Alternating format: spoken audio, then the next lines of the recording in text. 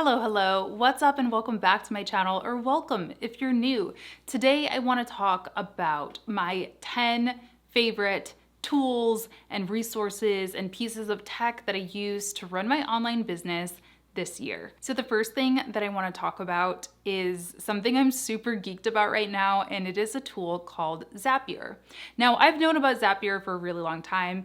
I work with a lot of SaaS companies, a lot of tech companies that use it, but I had never used it for my own business. And the long story short is it helps you be able to connect two different tools together. How I started using it for my business this year is it was a super manual process just tracking the sales of those individual courses, because my Thinkific dashboard only shows me like all of my sales, and you can export a spreadsheet and do all this spreadsheet work, but like who has time for that? I set up a Zap so that whenever I get an order on my Thinkific site, it goes into a spreadsheet with all the fields that I want, their email, their sign up date, their price that they paid, all that kind of stuff.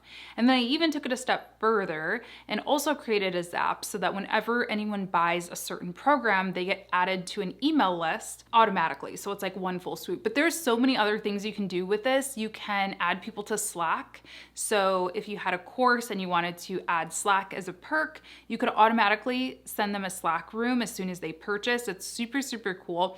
And the best part of Zapier is that the first 5 zaps are free. So you do have to pay if you want to do like intense zapping. But for me right now, we're just on the free plan, just kind of testing it out. I'm sure we'll probably upgrade next year though, but it is a game changer. Second on this list, and by the way, this list is really in no particular order, just in the order that they popped in my head, but second on the list is Flodesk. I am not perfect with email marketing, that is for sure. I'm still not perfect or even very good, but email has definitely been one of the banes of my existence over the years. Just finding a tool that looked good. You know, I want the emails to look really sleek and really on brand, but I also want it to work. I also, I want good segmentation features. I want to be able to have some landing pages. I want to be able to have automations so that I can email people freebies or webinar updates. By the way, I'm having a webinar next week. So if you want to see how this Flodesk sequence actually works, and or if you'd like to attend, I will drop a link down below. It'll be a good one. It's all about getting clients. So who doesn't need that, right? But anywho, it allows me to automate all of those different steps of my process. So I really love Flodesk. The big difference between Flodesk and a lot of other email service providers out there is that it's just one fee.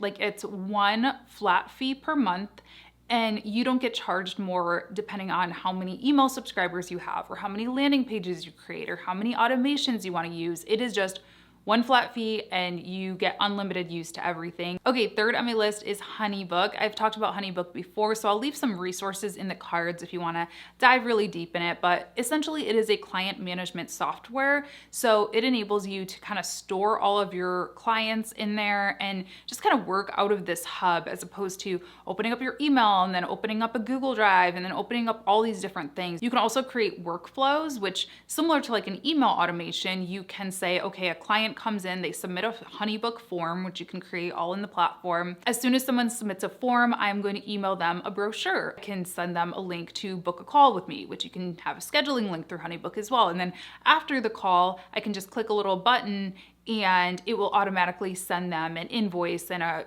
proposal and a contract and all that stuff. So just like super easy to have everything all in one place. It just really makes everything so much more simplified. So Honeybook is great if you are a social media manager, a designer, like any type of service-based work, as well as if you are a coach. And be sure to check out the description box for links to everything, because I know for sure for Honeybook, I have a code that will get you 50% off their plan, and I might have some other discount links sprinkled in there as well, so check that out. Next one I want to talk about is Streamyard. I've been experimenting a little bit with live streaming this year, and that's actually something I really would like to do more of in the new year. I really enjoy connecting with you all in that way. And frankly, it's a little bit less work of having to do all the post-production and things like that. So I've really been enjoying live streaming, and this tool, Streamyard, is really the juice behind it. It's been what's powering my live streams. It is plug and play. It is so easy. I know like my husband, he streams on Twitch and I think he uses OBS, like all these like more complicated things. I'm sure they're great, but I need something that is like click, click, boom, we're live. It is just really easy to use. And I do pay for that. It is a paid tool, but I think it's worth it and it's pretty affordable. So what I really love about Streamyard is it enables you to upload videos. So if I want to like cut away and say, okay, here's what the CEO of Instagram said, or you know, whatever, here's a clip from a YouTube video, I can play the video within my stream. I also love that I can click on your comments and they'll pop up on the screen, which is really fun. It just, you know, makes it a little bit more interactive. And there's also other things you can do, like adding your branding, adding little backgrounds, so it's not just like a white background. And I get asked every time I'm on a stream, like, what are you using to make it look cool? And it is Streamyard. Next is Descript. I've talked about Descript before as well, so I'll be quick about this one. But listen, if you are creating content in this day and age, it's a lot. There's so many platforms that we need to think about. There's YouTube, there's Twitter, there's Instagram, there's LinkedIn, there's Facebook, there's TikTok, there's all these different platforms. And even within all those platforms, there's these different formats, right? There's Instagram stories, there's Instagram reels, there's Instagram feed, Instagram live, you know? My secret is repurposing. I would absolutely lose my mind if I was creating original pieces of content for all of those different platforms that I'm on. So Descript really helps us, you know, be able to cut that content up into different pieces and repurpose it onto other platforms. Another thing that I'm really passionate about, and I actually was just interviewed about in Forbes, which is like mind-blowing to me as well. I'll link the article if anyone wants to read it, but it's accessibility. And this is something that I'm really holding myself to task for in the new year, is uploading transcripts for new episodes, because it's really easy to do with Descript. We can actually go in and just download a transcript. I have been captioning the podcast, so we can download an SRT file from Descript, upload those to YouTube, so at least there's captions on the videos. But yeah, accessibility is really important to me. I want as many people as possible to be able to benefit from the content. And so yeah, Descript is a really easy and affordable way to caption and get transcripts for your stuff. As far as YouTube, I love TubeBuddy. I just haven't found anything quite as good as TubeBuddy. I've been using TubeBuddy for a long time, and what it does is it enables me to do SEO research basically for my YouTube videos. So if I have a video like this video, I don't know what the actual title is gonna be yet, but I know I'm talking about my favorite tools of the year, but that's not a very like SEO friendly title, right? Like tools, like is she talking about like a wrench, like a hammer? Like what is she talking about, you know?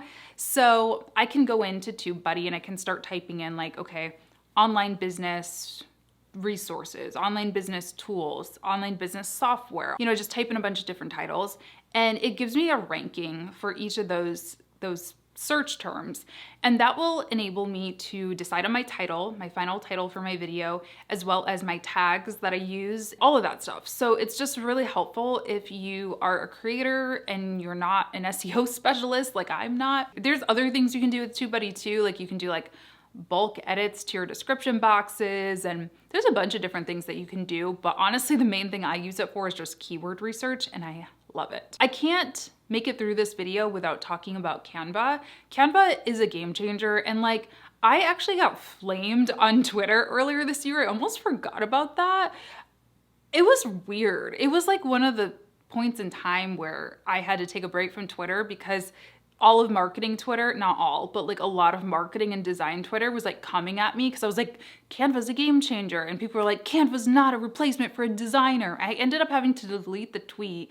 I didn't know it was so controversial, but I think you guys are a lot more accepting, so love y'all. Canva is a game changer. No, it is not a replacement for a designer, but if you need to make quick little edits, if you need to put together presentations, if you need to design little freebies, like I'm sorry, but if it's a free thing, I'm probably not going to pay a professional designer because it's not having, you know, an ROI. It's not having a payoff for me. So anything like that, just like grabbing stock photos to use on social. I use stock videos in my videos from Canva.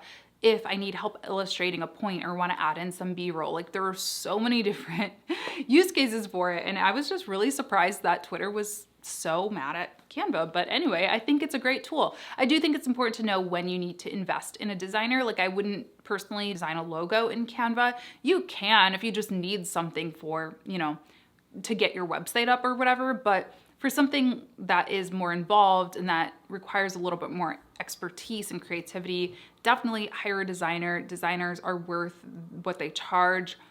But again, for quick little things, Canva is where it's at. Okay, Thinkific. Thinkific is where I host my courses. I've been with them for many years, so I can't really speak to a ton of other platforms from a firsthand basis, but I'm pretty happy with Thinkific. I mean, in addition to just being really easy to use, it's pretty much like drag and drop where you upload your videos and your lessons and worksheets, whatever you want to add into your course. You can also host live lessons. That's a new thing that they released this year, which I really love, or maybe last year, I don't know. Recently, they introduced live lessons, so you can connect your Thinkific account to your Zoom account and host live calls, which has been a huge game changer. My online business launch lab course, we still are enrolling for that. If you're interested in joining, just onlinebusinesslaunch.com.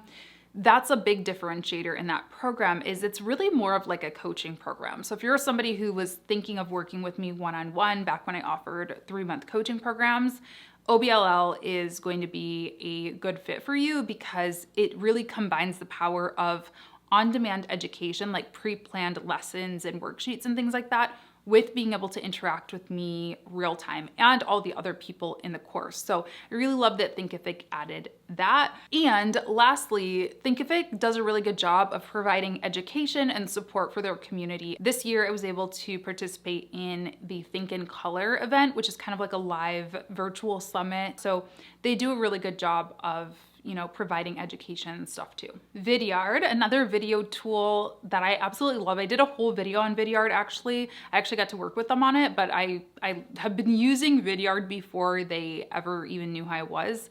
So it's a game changer. If you are doing any cold outreach, so you're emailing people and saying, hey, I want to do your social media, or I want to design a logo for you or a website for you, adding a little webcam video and just saying, hey, I'm Latasha, love your work, blah, blah, blah. It can really increase the effectiveness of those cold emails.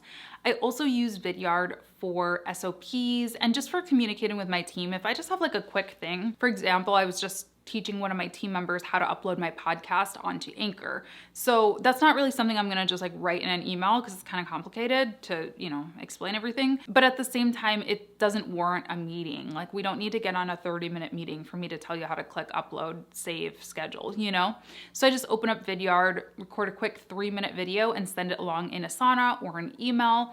And the cool thing about it too is you can actually see when people watch the video. So that's nice, especially for like sales, if you want to know if your email has actually been opened and things like that.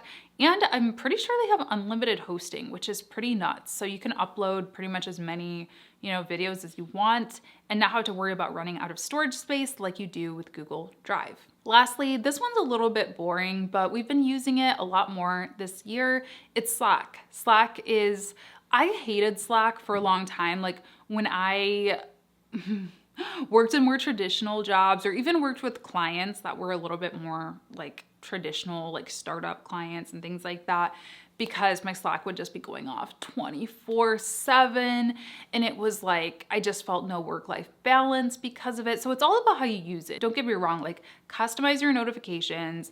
My notifications are really only on for a small window of every day. I don't have it up on my screen every day, but it is a nice way for me and my team to communicate. Again, it's just like, I don't need to send an email for everything, and I hate to be that person who's cluttering people's inboxes. I try to keep emails to like more sensitive information or whatever, but just like quick stuff. Slack is great. It's also great for team building and just being able to chat throughout the day. Like if I just get lonely, I can just Slack somebody on my team and just say, hey, how are you doing? Like, how's life? What do you have planned for the holidays? And just kind of get to know each other, because I do think, I don't want to sound like, an old school, like, we need to go back to the office, boss or manager or whatever. But I do think that's something that we are missing from remote work. And I think you have to actively cultivate community and connection if you are leading a team that is totally virtual. And in my case, distributed. We're all over the world. I also love Slack and have been using it for my courses. The Online Business Launch Lab, one of the big perks of that course, in addition to having live calls, as well as the on-demand learning, you also get access to a Slack room with just other OBLL members where we can share progress, we can share resources, we can connect, we can hype each other up. And that's just been a really nice perk. People have really loved it in the last course. I was surprised how much people used it. Like, they were checking in on that thing every day. And I just love to see it. Again, I love to see the relationships building and people connecting with one another. All right, so those are the 10 tools that really, I think, changed the game for me and my business this year and that I really enjoyed. Check out the description box. I'll link everything down below if you would like to try any of these for yourselves. And also let me know in the comments if there's anything that I didn't add to this list that you have been loving, any tools that you would recommend I check out for the next year. Thank you so much for tuning in, and I will see you in my next video. Bye.